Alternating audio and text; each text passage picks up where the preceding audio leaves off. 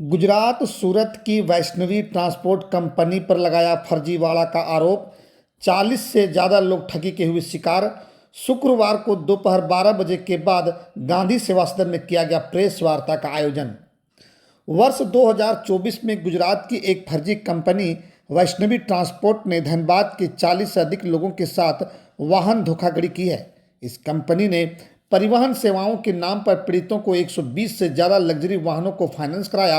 अब चौंकाने वाली बात यह है कि आरोपी इन वाहनों का इस्तेमाल नशीले पदार्थों की तस्करी और फर्जी दस्तावेजों से वाहनों को बेचने से गंभीर अपराध पर कर रहे हैं। फर्जीवाड़ा का शिकार हुए लोगों ने गांधी सेवा सदन में प्रेस कॉन्फ्रेंस के माध्यम से अपनी पीड़ा बताई है। पीड़ितों ने बताया कि इस धोखाधड़ी और इसके आपराधिक परिणामों से वे और उनका परिवार बेहद परेशान है और भविष्य को लेकर चिंतित हैं। इस मामले में धनबाद के वरीय पुलिस अधीक्षक धनबाद को लिखित शिकायत कर न्याय की गुहार लगाई गई है।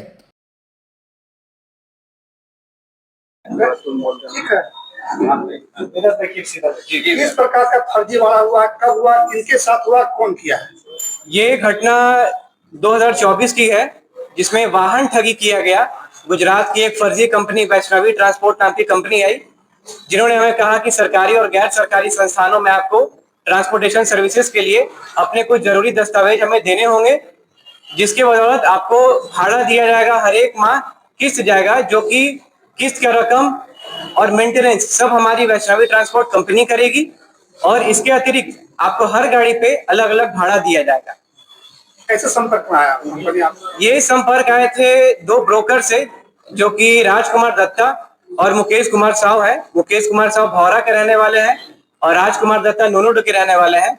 वही हमारे पास आए और उन्होंने ही हमसे संपर्क किया और हमें बताया कि एक कंपनी है जिसका नाम वैष्णवी ट्रांसपोर्ट है, जो इस तरीके संस्था में गाड़ी वाड़ी देने का काम करती है।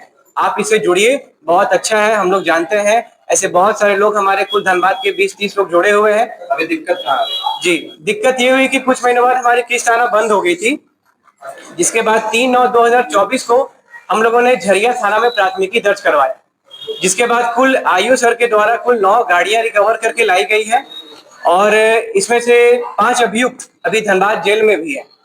जिसके बाद हम लोगों के यही दिक्कत है कि सोशल मीडिया पे खुलेआम रील्स और फोटो को अपलोड किया जा रहा है बिना कानून के खौफ के।